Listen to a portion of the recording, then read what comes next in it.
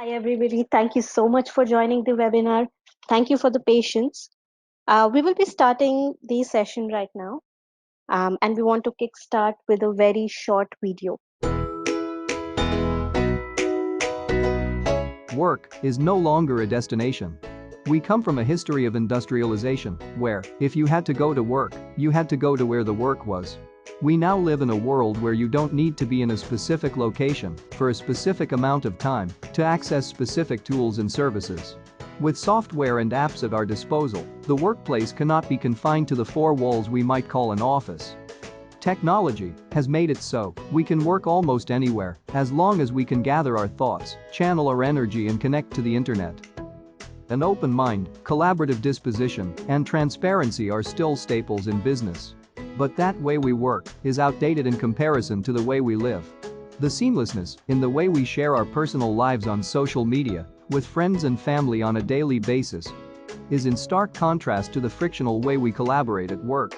By sending long emails to someone sitting 2 desks away, while we stay confined to our cubicles, holding potentially great ideas within ourselves to avoid being perceived differently, where success is defined as the number of processes we complete or hours we spend in the office. It isn't about hard work anymore, it is about smart work. With smart IT, smart machines and smart users, organizations need to construct a truly open, collaborative and flexible work culture to create more value and innovation in today's economic reality. We can do that by redefining the obsolete ideals of productivity, by building a culture of openness and interpersonal trust that enables seamless remote working, and by removing the friction in the way we work and become more fluid. Work is no longer a place you go to, but something you do, regardless of where you are. And that's why the future of work is a fluid workplace.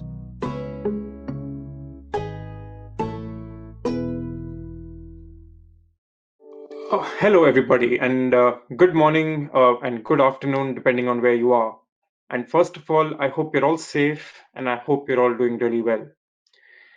A really warm welcome today to all of you. The webinar titled Financial Services Can Make the New Normal Their Winning Card. My name is Anubhav. I head financial services infrastructure business for HCL in Europe, and I'll be a moderator for today's webinar. I was just contemplating earlier today. It's been nearly 2 months since I've seen the inside of my office, and I am sure that this is true for most of you, if not all of you. And yet, who would have thought this possible back in December after we heard of the first case of COVID-19? For many of us, for several years, going to work has been an integral part of our professional lives. And office is something that we see indispensable to the idea of working. And while the idea of remote working or working from home is not new, I don't think it's ever been as large or as real as it is today. And who knows, maybe this is the new normal going forward. Now, this clearly throws up all sorts of challenges in the financial services industry. What does a retail bank branch look like when we come out of this crisis? Is it even relevant anymore? Who's going to go to a bank branch? What do contact centers do for a bank? How do they operate? How does an insurer assess the kind of risks that they need to insure? How does trading happen from home? How do financial services industries really deal with low interest rate regimes? How do you deal with the regulatory and security regime surrounding this new normal? So there's clearly a lot of challenges that we need to look at as we come out of this crisis. But like any crisis, there is a great opportunity as well that this presents for us. And I strongly believe that those organizations that can accelerate their digital transformation and very quickly adopt a borderless and fluid workplace environment will be best positioned to take full advantage of these opportunities. And today's discussion focuses on how one can embrace this new normal from the perspective of enabling a fluid workplace. Specifically, we'll be looking at how one can enable work from home or remote working at scale. If you've been able to enable this at scale, how do you ensure that there is secure access taking place with respect to enterprise data? How do you ensure that when people are not in office, they're still able to collaborate effectively?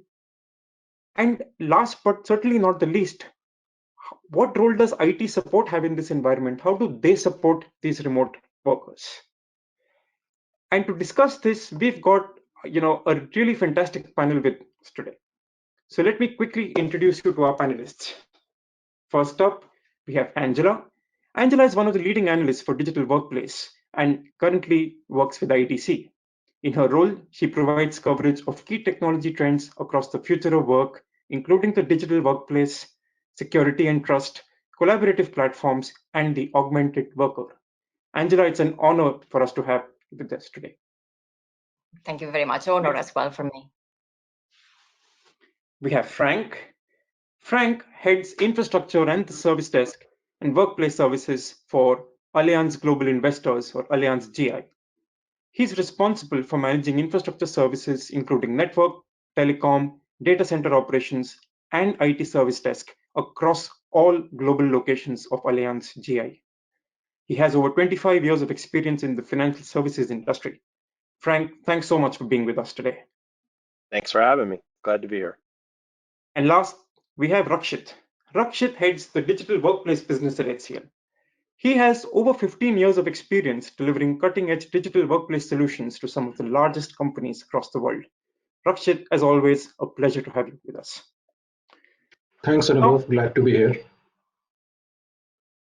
Now, having introduced the panelists, I also want to thank all of you who have logged into our webinar. And we thought, we've introduced our panelists. We also want to get to know some of you a little better. So we thought, before we actually get stuck into the webinar, we'd like to do, a small series of polls with you. So what you will find coming up on your screen is a series of questions. And if you could choose the responses that you think are most appropriate to your enterprise or to your personal role, it will give us a good feel, a good idea of what are the some of the common themes that are emerging with respect to digital workplace. Also, if you find yourself unable to select an option for any reason, remember, if you exit your full screen mode, you might be able to click on the option that you like. So the first question should be coming up on your screen any moment now. Remember, these questions will be with you for about 15 to 20 seconds, and then we'll move to the next question. So the first question, what has been the biggest challenge faced by our organization with respect to the workplace? Right. So if we try and pull out now the results for this particular question, that's really interesting. It's really, really interesting. I wasn't expecting this. That the fact that how we are going to measure user productivity and user experience when people are working from home is potentially the biggest challenge faced by organizations. And I'm sure our panelists will throw some light on that as we move forward, as how important it is and how critical it is to measure productivity and UX in this environment, and what are some of the trends that they're beginning to see in the industry. Thank you. If we can now move on to the next question, please. So post-COVID, assuming a quick recovery, how much of your workforce do you anticipate to continue working remotely? Is it greater than 80%, 50 to 80%, 30 to 50, or less than 30%? In other words, what is the new normal? Is there a new normal? Right, so what has that thrown up? Again, really interesting. So you're expecting, close to about 30 to 50%, 43% of you are saying more 30 to 50%. But interesting to see that there's only 13% of you who believe that less than 30% will continue to work from home. So, more than 77%, nearly 77% believe or that that greater than 50% will be working from home, and which we will discuss some of the challenges that this is going to throw up and some of the opportunities this is going to throw up. This clearly is the new normal going forward. Thank you. Move forward. Next question, please.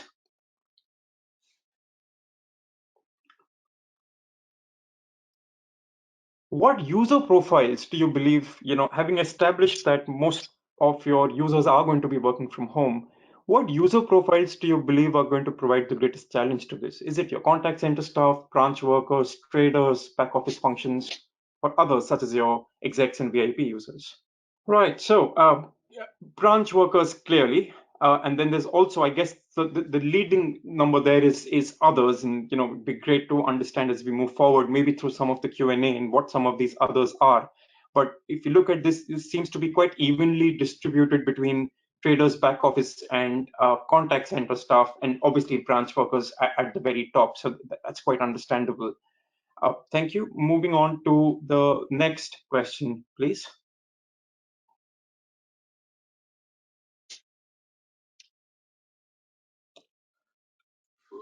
Which, according to you, are the top 2 important areas that your organization is planning to transform or to focus on in terms of investment as you come out of this, out of this crisis? Desktop virtualization, unified comms and collaboration, outsourcing of workplace services, service desk and desktop, user experience transformation, or securing remote access. So what are some of the organizational priorities going to be, you think, from a workplace perspective as we establish this new normal? Right. So that, again, that shows up some really interesting data. I think clearly unified comms, user experience transformation, and secure remote access are clearly the 3 front runners where you anticipate seeing some of the biggest investments that we're going to be making in the future.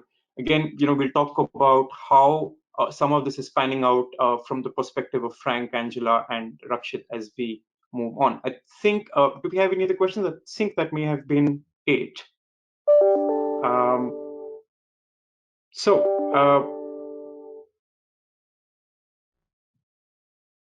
getting into the, we'll start now by, maybe engaging Angela and Frank and Rakshit and getting their perspective on these 3 themes. Just one point before we get stuck in. Any of you have any questions? Please do type them into your chat bars, and if you can. Type the name of the person that this question is addressed to. If it's specific to any of the panelists, that will help us really filter them quickly. And we will try and answer as many of these questions as we can as we go through the panel, and certainly towards the end when we come to the Q&A. So now, I'd like to start maybe, Angela, with yourself, and maybe invite you, Angela, to throw some light on what are you seeing as some of the challenges that the financial services industry is facing ever since they've come to grips with the pandemic, with this crisis. What are you seeing out there in the industry, Angela? What's happening out there? Yeah, so I'm going to, in my answer, just to be brief, I'm going to refer specifically to the lockdown situation we have at the moment, because obviously for the financial industry, as far as I know, there hasn't been much of a culture of remote working. According to our surveys, only 1 in 5 companies, about 20%, had pre-COVID-19, so before lockdown, they had a remote working policy in place. I believe Lloyd's of London, I'm based in London, by the way, Lloyd's of London, after they closed their doors end of March after 330 years. So just to tell you how remarkable that was. So obviously there have been numerous challenges operationally, from operational point of view. One is infrastructure. There are also security problems, productivity problems, as we've seen before now in the poll question earlier. And what I'm going to do is to tell you briefly what each of these challenges are about. So the first one is IT infrastructure. Think that all of a sudden governments are asking financial companies now to send their employees home. And obviously for the big companies, the big financial companies, that was probably not an easy thing to do, but they had the financial muscle, let's say, to fund that project. They equipped their employees with the right infrastructure, secure, etc., and that was okay. But you have another layer, let's say, of companies that had to do it very quickly and they didn't do the right job. So the security configuration of devices and apps was not right. And obviously that made the whole thing vulnerable. And I'm going to explain security in a moment. And you have a third and final layer of companies, small companies, that didn't have obviously enough funding to equip their employees with that equipment. And what I've heard is that those employees working remotely had to use their personal devices. So again, there's been a big problem around security. According to our surveys, the biggest problem around security was the network, right? Company employees using VPN wrongly, or not having even access to mission critical apps, or not even access to sensitive data. And that has obviously created a major problem on productivity. And we know that this is a financial industry, is a big target for threat actors to attack. And we've seen ransomware, we've seen phishing emails attacking the financial industry. So again, from a security point of view, that has been obviously a big challenge. The next one is compliance. I believe that traders are having a difficult time right now because trading systems have been designed in a way that traders can only work on site, can only work physically in the office. So what happens, right, in a lockdown situation? And again, I've seen different scenarios talking to different IT departments, what they've done. Some of them, because they had that financial muscle, they even managed to set up a trading system at their employees' homes. They were the lucky ones. You have other ones that send their employees to satellite offices, to disaster recovery sites, backup sites, and that was okay. But I've heard as well that some of those workers, traders, had to go to the office environment because there was no other way. And the important thing here is that traders, as you will know, there is surveillance, there is compliance, and the regulators have not relaxed the rules. Traders have to be compliant regardless, even though we are in quite a critical situation. So that has been obviously a lesson learned, I think, for the future. And finally, which is interesting, is productivity. And we saw that in one of the poll questions, right? I believe the financial industry is very cultural as well as compliance. But there is something called face value, presentism. You are in the office, and that counts towards your performance. You are seen in the office, and you are seen as a good employee. When you work from home, that's difficult. I've heard many cases of employees now trying to jump into every single call, trying to be in every single video conference, impacting the productivity. So anyway, that has been a big concern, as well as employee engagement. Those are really fascinating insights, and particularly, I think, I think the oft-overlooked point on culture, I think, is the one very well made. I think this whole culture of of this face value, and if you're not turning up to office, you're not working. How that needs to change, and how that needs to mature in this new economy. We'll get more insights from you, but thank you so much for that. Rakshit, if I just try and maybe ask you to give maybe a bit of a supply side view to this. You are obviously working with a number of different enterprises, quite closely in helping them address some of these challenges. What have you seen happening over the past 2 to 3 months? How have you seen organizations responding? How have you been helping some of them come to grips with some of these issues? Can you throw some light on this for us, Rakshit? Sure, Anubhav. So from my experience, what I have seen is that work from home was not what most of the organizations were prepared for, right? Effectively, it was only 10 to 15% of the audience which used to work from home earlier, and that too intermittently. That was more of a privilege than a necessity, right? But now in the new world, it's almost like 90% plus people and the employees who are working from the offices, who are working from the home, and most of the organizations, they have to take quick steps to enable these kind of services for their employees, right? So as part of this quick transformation, right, I mean, typically these kind of workplace transformation project easily takes up to 1 year, right, if you have to really do it in a planned manner. But because of this pandemic, these kind of steps were taken, and it was enabled for our workforce in the matter of days, right? So what has happened is, from my experience, there is a lot of tech fragmentation which has happened, which means that organization has to take whatever steps they could to make the employee productive, right? So, whatever best they could do at this point of time, they enabled it for the employee. From a challenges perspective, I will like to bucket these challenges into 5 different categories. First one is around the infrastructure, right? I mean, when I talk about infrastructure, I'm referring to ability, the right set of tools and the right set of technologies which should be enabled for an employee to work remotely, right? What has happened, we have provided the tools, but they are not profile aligned, right? They are really not helping in truly getting the advantage in terms of enhancing the employee productivity, because we have just supplied something in the matter of days, right? I mean, so that's one set of challenge, whether the employee have right tools, technologies, virtualization, collaboration. That's one bucket of challenge. Second is definitely security. Earlier employee used to work from home office, right? And now they are operating from home.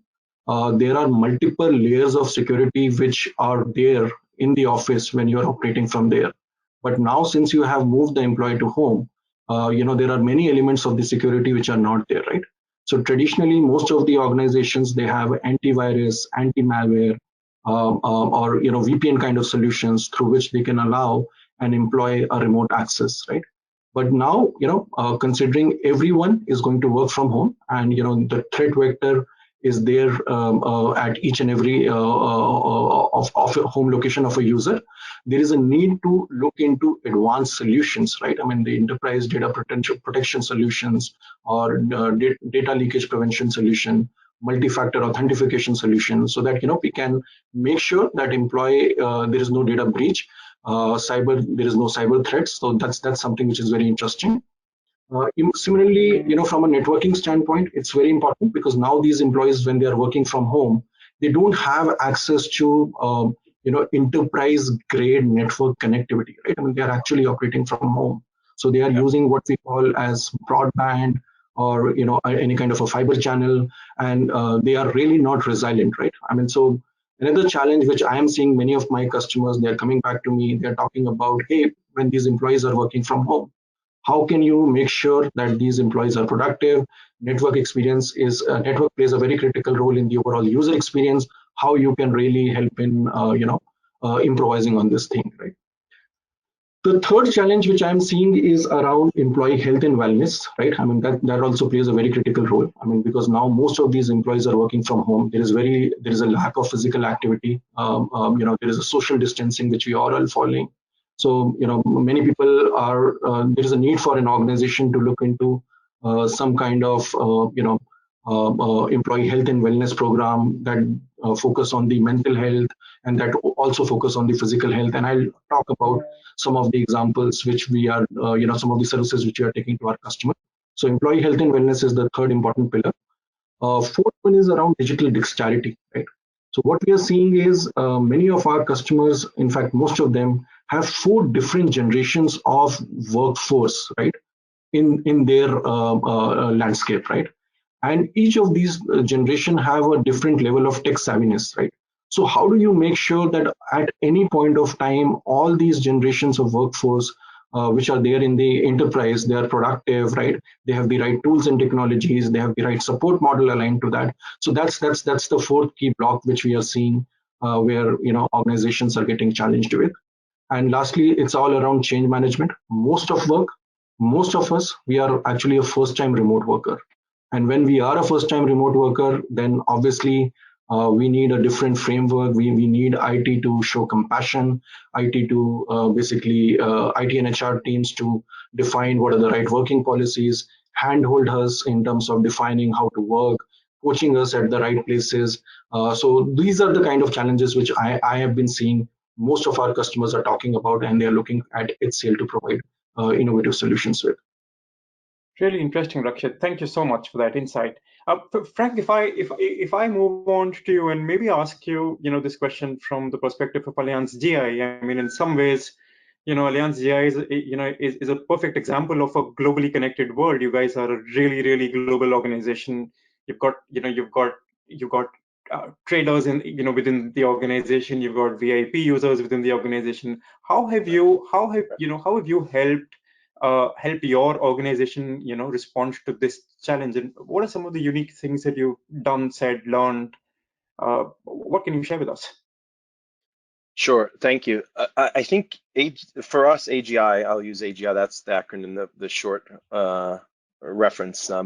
But for us, we were in an interesting spot because that we are so global. We have people from San Diego, San Francisco, all the way to Hong Kong and Taipei across the globe. And our workforce was actually already used to the things that come along with working from home, right? The virtual collaboration that you have to do.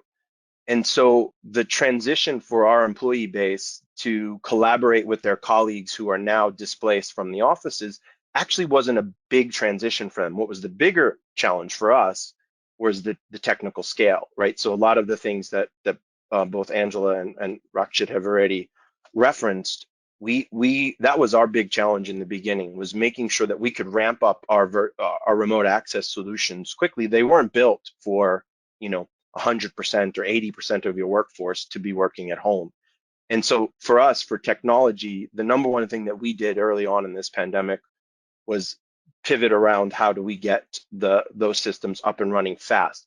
Once we did that, it was very interesting to see how things almost went back to BAU so quickly. So the month of March was a bit crazy, and really it was a couple of weeks in March, to be honest, that were really crazy for us in IT. And then it almost got eerily quiet. April was kind of just like any other month for AGI. We did have some challenges with traders, as Angela said, that they do have a unique working environment, and we did literally eventually set them up at home with their environment at home with 4 screens and some crazy technical solutions.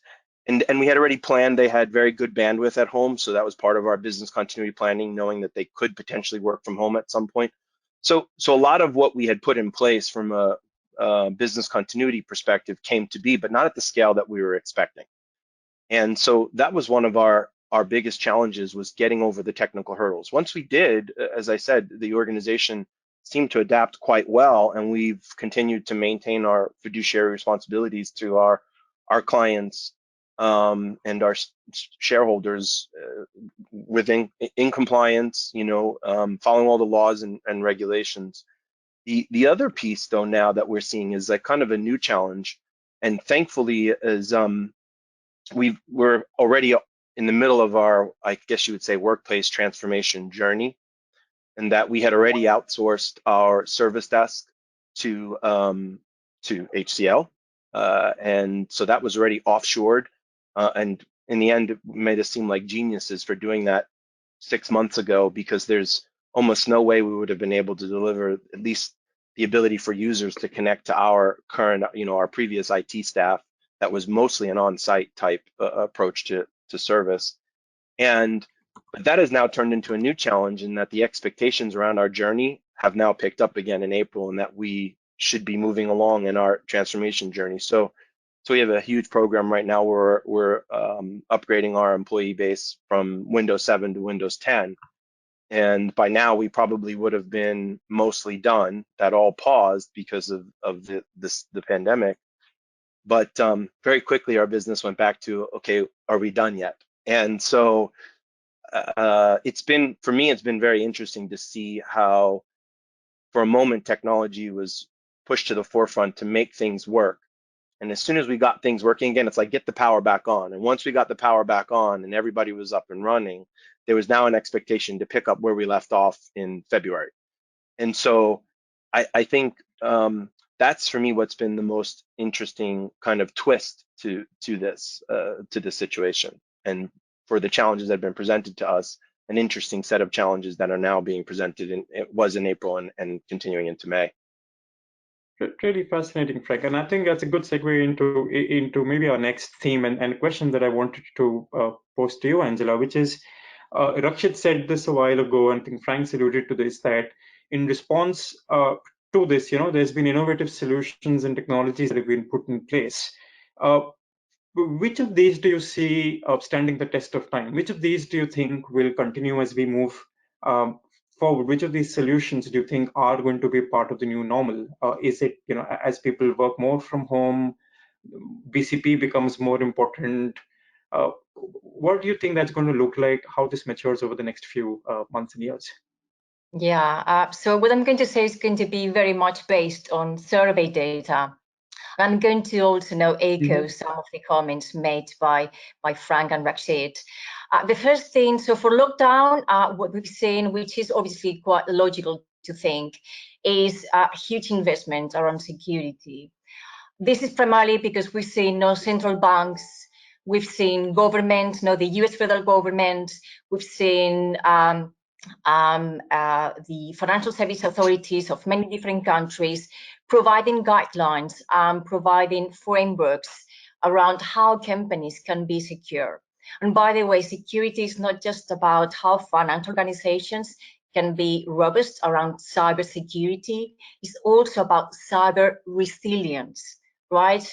There is obviously a very good interest for anyone that if you have a security breach, if that happens, you have to do your very best to be, quickly put everything back to normal. So, cyber resilience is top of the mind. So for that, what we're seeing in terms of security investments, and has been alluded to also earlier, is all around, DLP, data loss prevention, data privacy protection. With that, it's about taking sort of a multi-layer security approach. We mentioned earlier about multi-factor authentication, definitely remote access controls, network access controls, definitely endpoint threat management, and even mobile device management. I thought that was an old category, but it's back again. So that was quite interesting. So this is on the security front. Productivity tools, we've heard that before. Now investments in devices, investment in interesting on productivity tracking tools.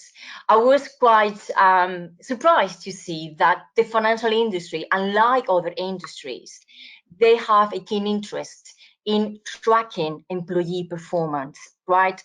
Compliance, definitely there's a compliance factor, but also a trust factor as well. So we've seen work management tools being deployed, but also software analytics tools that track the time employees spend on the tasks, but also the output of those tasks. I thought that was quite, quite significant. Now, moving forward, that was one of your questions. So we have to think that even though after lockdown, companies, they have learned the lesson, right? Most likely until we don't find a vaccine, it's very unlikely that everyone is going to go back to work, meaning that we are going to see some rotation of employees going back to work, others staying at home. Even after the vaccine, and this is a comment by the CEO of a big investment bank in the world, he said, the comment came 2 weeks ago, I spent 34 million annually on property costs. And he said, I'd rather spend some of that money on my employees and the technologies that enable those employees. And I thought, thumbs up, this is the future of work. I was quite delighted with that comment. So what we are going to see, I think, moving forward, is definitely a change in the concept of a workplace, right? We're going to see it more personal, and Rashid, you mentioned earlier about change management, user personas, and we're going to see actually more relationship, more partnership between HR, IT, compliance, and other stakeholders to make a good fit for that employee, that the user persona is just right for that person. IT dexterity, is that person a digital native or is not? You need to put the right training and the right change management in place for employees to adopt that technology. It has to be intelligent, and HCL, you're a good example about the intelligent workplace, and I've worked very closely with you over the last year, right?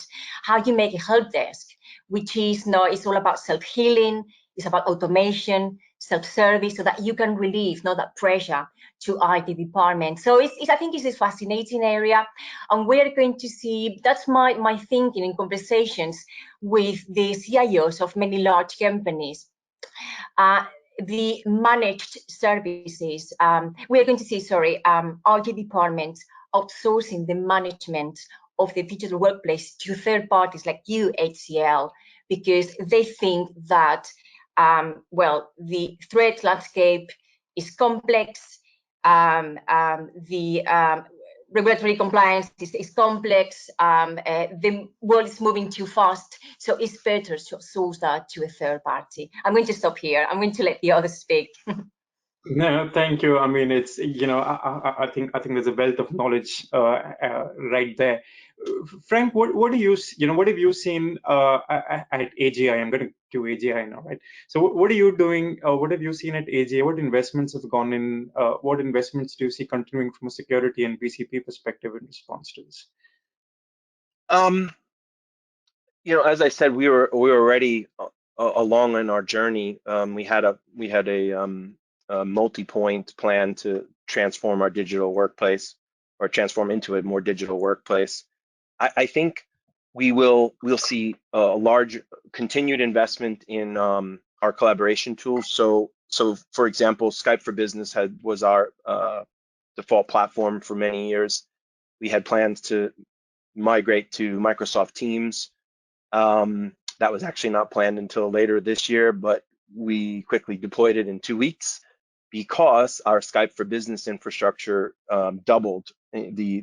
The volume doubled in the month of March, so we were forced to do that, and it accelerated our plans to roll out the next generation of collaboration tools. And I think what it demonstrated for us is IT professionals often, especially in the financial world, we're very cautious with the way we do stuff and the way we roll things out. And we want to make sure we have all the documentation lined up, and we train our users, and we handhold them very much through the process. But with this multi-generational set or landscape of users that we have, that it's not the majority are not digital natives, it's shifting. And so something like Teams, for example, which we rolled out in 2 weeks, we thought, okay, brace ourselves. We told HCL, our partner, to brace themselves at the service desk. You're going to get all kinds of questions come at you, and we didn't. And the employees kind of figured it out themselves, and the tool worked. That was also very important, that it didn't break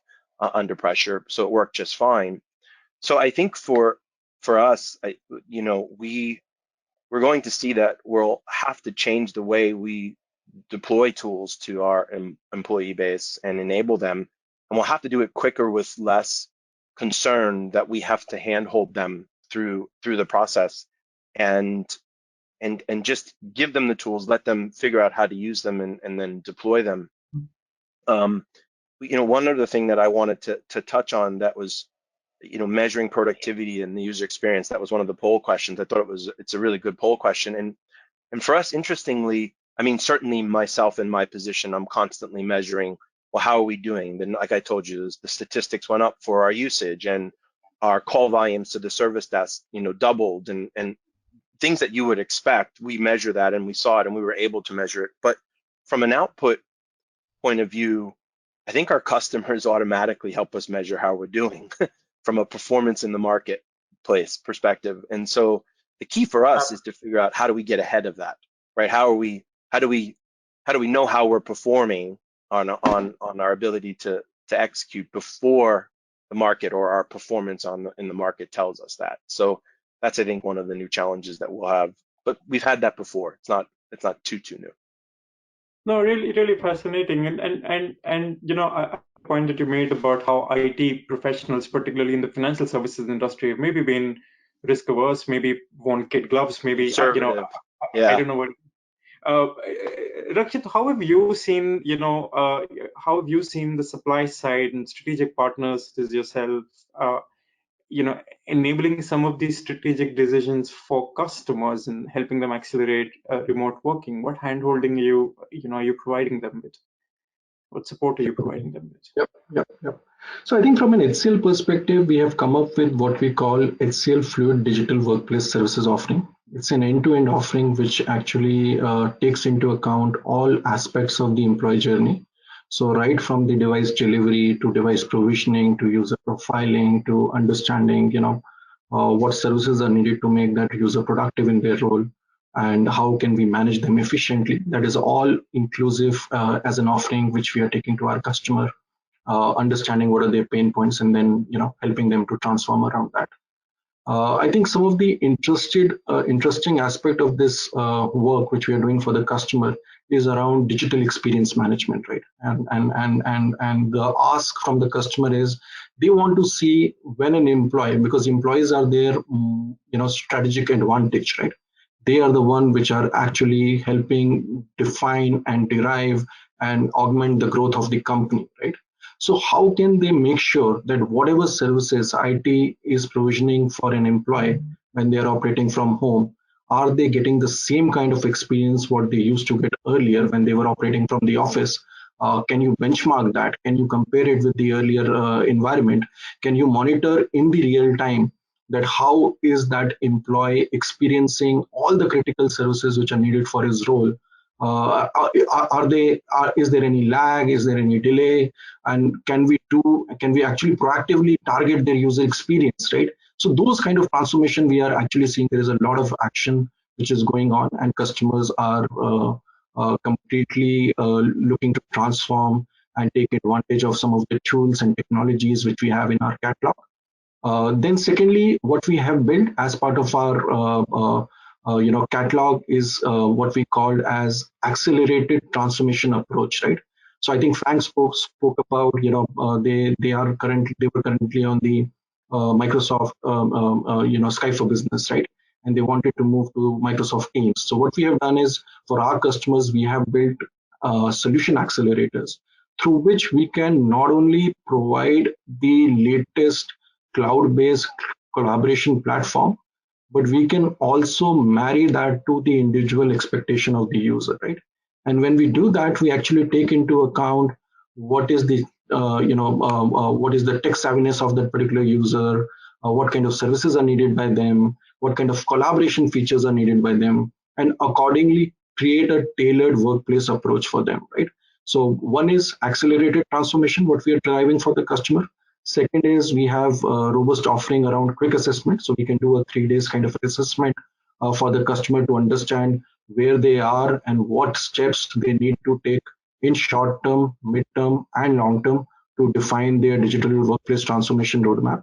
And thirdly, we are also driving a lot of cost out initiatives. I mean, Angela spoke about some of the that workplace outsourcing will increase because I think because while customer will like to modernize the workplace transformation, they may want to optimize the overall cost of workplace operation. So we have a rich catalog in terms of understanding the need of a remote user, in terms of what can be done from an automation standpoint, what can be done from the analytics standpoint, and how we can reduce the overall cost of operations. At the same time, focus on elevating the experience, right, by bringing in the next generation new operating model. So that's what we are doing. Thanks, Rakshit. And I think this is a good point. If we start kind of pivoting our conversation maybe to the softer side of things as well, moving on to the next and final theme of this webinar. And Frank, I'd like to start with you. I think you mentioned this. Maybe we could learn from AGI. You've been working in a kind of remote working model for some time. You've said, what are some of the best practices in terms of driving employee productivity, employee engagement, measuring user experience? What can we learn? What can we learn from some of the stuff that you may have done in the past? Particularly also because at the beginning, Angela mentioned that culturally for financial services, remote working it doesn't come that easily. So what can we learn from you? Yeah, so I mean, I think what we had in place, as I said, that worked quite well is the fact that we are a global organization with people from many different cultures all over the world, all different time zones. And so there's different things like if you have a weekly meeting and there's little tips like that. When you have a weekly meeting and you have the participants from across the globe, rotate the time of the meeting so it's not always the folks in Asia joining at 10 p.m. and the folks on the East Coast, on the West Coast joining at 5 a.m. So there's little tips and tricks like that you pick up along the way, and I think a lot of that we had a good rhythm around, and as well as using collaboration tools like Skype or Teams. Video is so important, using video so people can see the interactions, not just hear each other's voice. things that I think we deployed as part of the COVID response, or the response to the pandemic, were things like virtual coffee breaks. So that's not something that you would do with a colleague across the ocean, because you have the folks in the office that you'll go have a coffee break with. But we've now instituted that, where I now have a virtual coffee break with somebody either in my New York office or in Frankfurt, which I never did that before. And that was, little things like that as an organization we're doing to help.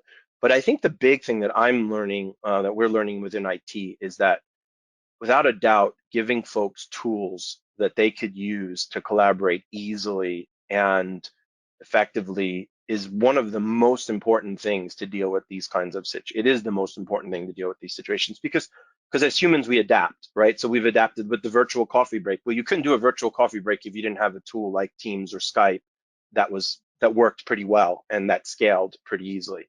So I think for us, the big takeaway in IT is as the earlier point I made, is that we have to get better and faster at bringing things to life in the organization from a technical perspective.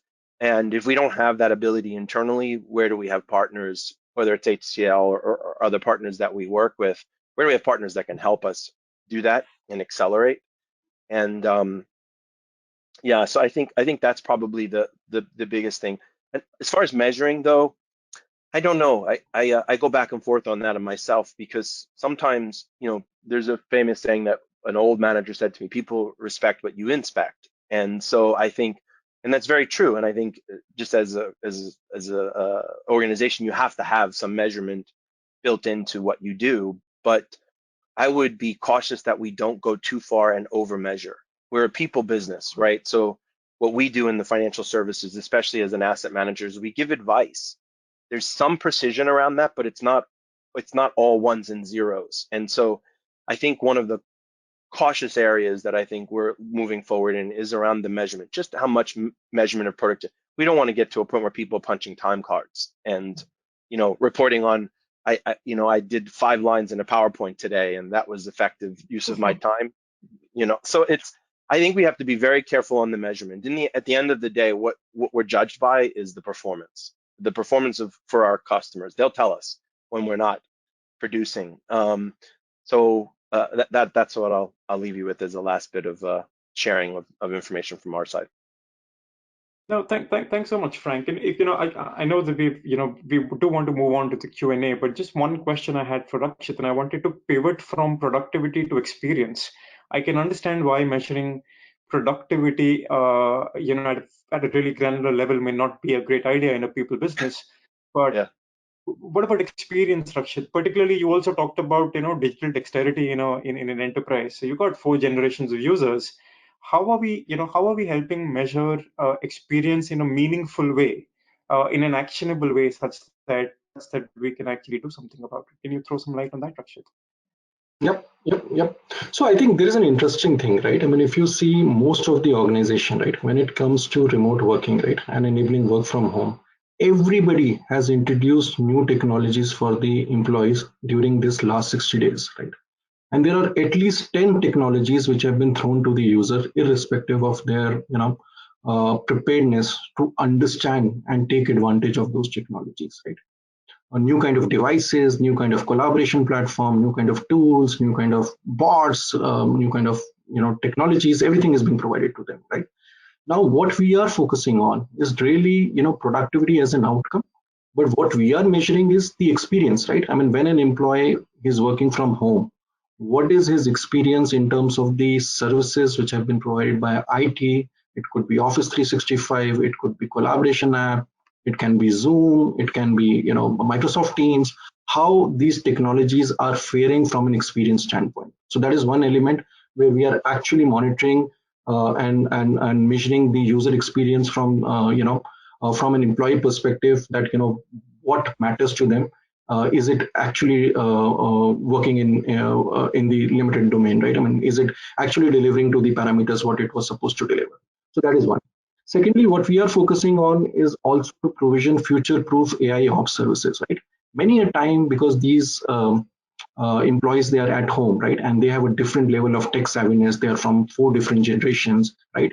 we need to have a right AI ops strategy against each of these profiles to see that depending upon their tech savviness, they should be given right kind of tools and self-service mechanism through which they can do the services, right?